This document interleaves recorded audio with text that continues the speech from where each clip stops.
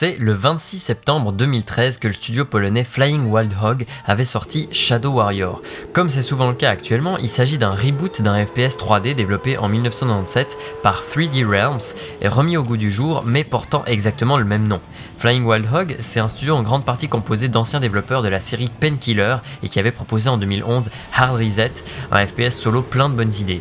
Aujourd'hui, on va voir ce que vaut le reboot de 2013 de Shadow Warrior, ici Don Pasqualino, avec un coup d'œil sur Shadow Warrior.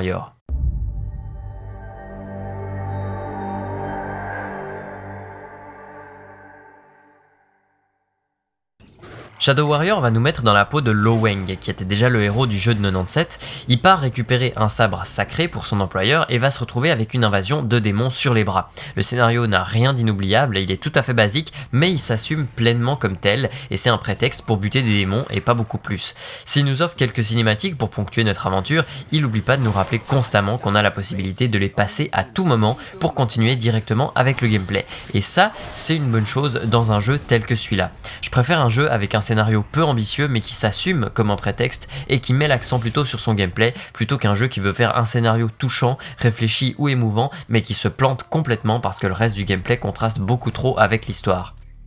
En plus de ça, les scénaristes ne se foutent pas non plus de notre gueule complètement parce qu'il faut souligner que le jeu est bourré d'humour et de petites références très sympas.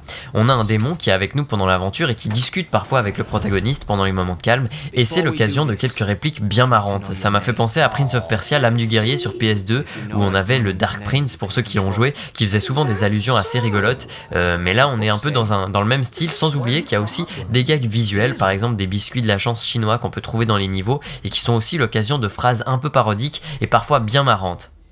Sinon côté jouabilité, vous vous en doutez, Shadow Warrior c'est un FPS défouloir plutôt old school et ça implique donc déjà de porter un grand nombre d'armes sur soi, des armes qu'on découvre au fil de notre progression dans le jeu. Au début on aura uniquement un petit flingue puis on va se retrouver avec le katana qui est un peu l'arme fétiche du jeu. C'est une arme assez puissante et comme on combat des démons qui sont souvent au corps à corps, elle est loin d'être anecdotique. D'ailleurs on va souvent préférer réserver ses balles pour les démons plus puissants qu'on croise de temps à autre, qui sont un peu des semi-boss et qui sont un peu plus difficiles à appréhender au sabre. Du coup on va ensuite trouver progressivement une mitraillette, un fusil à pompe, une sorte d'arbalète, un lance-roquette, etc., etc. Et on aura toujours toutes les armes sur soi, comme je l'ai dit, pas de bullshit à la Duke Nukem Forever où on ne peut porter que 2 armes à la fois. Le gameplay se base majoritairement sur le découpage et l'anéantissement de dizaines et de dizaines d'ennemis, c'est défoulant et c'est vraiment sympathique à jouer. Par contre, on peut quand même mettre pas mal d'approximations du gameplay sur le dos du moteur physique qui rend parfois les déplacements un petit peu rigides, avec par exemple des collisions qui nous empêchent d'avancer ou alors un sprint dans un escalier qui se transforme tout d'un coup malencontreusement en mort certaine parce que notre personnage a beau résister à des centaines de démons qui tentent de le massacrer, une chute de plus de 2 mètres le tue presque à coup sûr. Mais sinon le gameplay reste très agréable, notamment parce qu'il est varié, du fait qu'on a plusieurs types d'armes comme je l'ai dit, qui correspondent à différents styles de jeu et qui seront plus efficaces sur différents types d'ennemis. Et en plus de ça, on a aussi des pouvoirs qui utilisent l'énergie du chi et du karma qu'on peut débloquer au fil du jeu via un arbre de compétences et qui s'avère souvent assez utile pendant les combats. Ça va de réaliser un geste pour se soigner ou projeter ses adversaires dans les airs à des tricks au katana assez dévastateurs et très jouissifs. Et à chacune de ces compétences s'utilise en pressant 2 fois sur une touche de déplacement puis sur un bouton de la souris.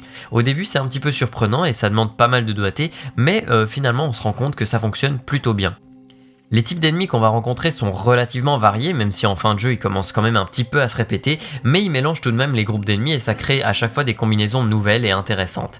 On a aussi quelques combats de méga boss qui se veulent grandioses pour le jeu, mais qui s'avèrent quand même relativement décevants parce qu'ils sont assez convenus, dans le sens où il faut souvent juste éviter des coups ou des tirs et bourriner des parties d'armure, puis bourriner des cristaux qui se trouvent sous ces parties d'armure et qui font baisser enfin la vie du boss en question. Rien de passionnant du coup et peut-être assez ennuyeux même. Par ailleurs, le level design est inégal mais reste dans l'ensemble assez pauvre. On aura soit des niveaux couloirisés à l'extrême, relativement linéaires, avec quelques secrets bien cachés tout de même à chaque fois, soit des niveaux qui, dès qu'ils deviennent un petit peu plus ouverts, paraissent presque trop vastes parce qu'ils seront très vides et avec des décors redondants qui font qu'en plus on peut facilement s'y perdre et sont un peu fastidieux à parcourir. Du côté de l'aspect visuel du titre, il est dans la moyenne, c'est pas dégueulasse mais c'est loin d'être le jeu qui va vous décrocher la mâchoire. Au moins les environnements ont le mérite d'être bien variés selon les chapitres du jeu. Sinon, il faut aussi souligner que Flying Wild Hog, ce sont des développeurs PC avant tout et qui savent faire un menu options très complet, ce qui est très appréciable. Shadow Warrior, c'est donc un jeu aux ambitions assumées, proposer un FPS solo bourrin et décomplexé à tendance old school et qui se veut plus comme un bon gros défouloir plutôt qu'un Call of Duty scénarisé à l'hollywoodienne. Sur ce point-là, on peut dire que le titre a réussi son pari. C'est bourrin, c'est old school, mais c'est assez profond et varié pour ne pas qu'on s'ennuie pendant les combats et ça tombe bien parce que les combats constituent justement une majorité du jeu. En plus de ça, le jeu ne s'encombre pas d'un scénario trop recherché qui aurait fait tâche, mais propose quand même une bonne dose d'humour et malgré quelques approximations au niveau du moteur 3D, Shadow Warrior est un FPS solo très sympathique pour n'importe qui cherche une expérience débridée, défoulante et orientée old school. Il vous occupera environ une dizaine d'heures pour faire la campagne à un rythme moyen et un peu plus si vous cherchez tous les secrets et que vous voulez tenter le challenge de le finir dans la difficulté la plus haute. Shadow Warrior 2013, c'est donc un peu l'anti Duke Nukem Forever, ou plutôt ce que Duke Nukem Forever aurait dû être s'il n'avait pas eu un développement aussi chaotique.